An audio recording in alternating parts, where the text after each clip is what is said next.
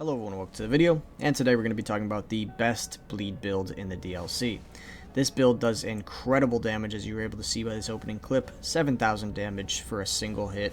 It is incredible, it's a lot of fun to use, and I would definitely recommend, if you guys are bleed build or strength build enjoyers, give this one a try.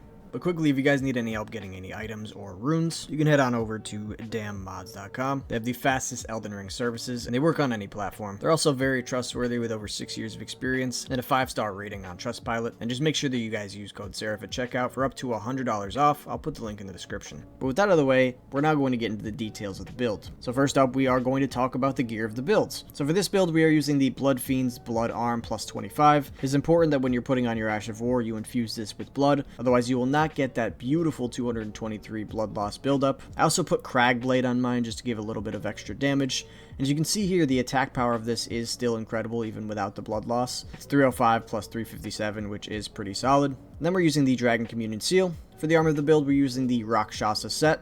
The reason we're using this set is because each individual piece boosts your damage, which is very important.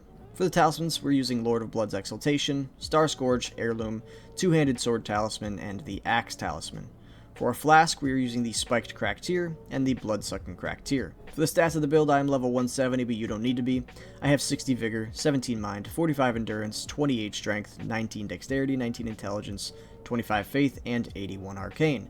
It is important to note that this is being boosted by my Great Rune, which is the Godric's Great Rune, and I would definitely recommend that rune for this build. It is very good for meeting the 25 Faith and the 28 Strength requirements, and the boost to Endurance, Arcane, and Vigor is pretty nice too. So now I'm just going to show you guys in the background some boss fights of me using this build, and specifically we're fighting Commander Gaius, because this is a boss that a lot of people have struggled with, and for good reason. It seems like he never stops attacking, and he has a very cheese charge move. But in this clip, you could actually see when I finally get that window to attack, I hit him with a bleed proc, and it does 8,700 damage and staggers him. And after the stagger, I'm able to hit a critical hit, and that one hits for another 8,500. And I literally almost kill him before he can even get into his second phase. I didn't want to kill him, obviously, because I want to be able to fight bosses to showcase builds in the future. But by now, you've seen all of the damage that this build can do, and now I just want to talk about how you're going to be using it and some of the strengths and weaknesses of the build. So for this build, mostly you're just going to be using the charged R2 attack, especially on bosses. On small mobs, you could probably just R1 spam and they'll die. Like I said, it does have a pretty high attack rating, but for the most part, the charged R2 is going to be the main focus on this build, because what it actually does is it sprays a blood mist that causes the blood loss. That's why we're able to actually get that instant blood loss proc on just one single hit. So we're just going to be spamming the charged R2 and constantly getting that blood loss proc. You do also get a little bit of hyper armor on the charged R2, and it could be pretty difficult to stagger you out of it.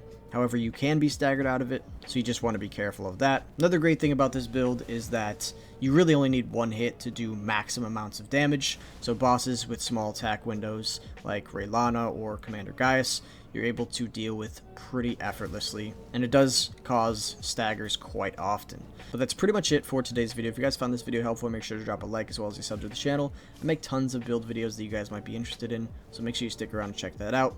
But again, that's it from me, so thank you guys so much for watching, and I'll see you next time.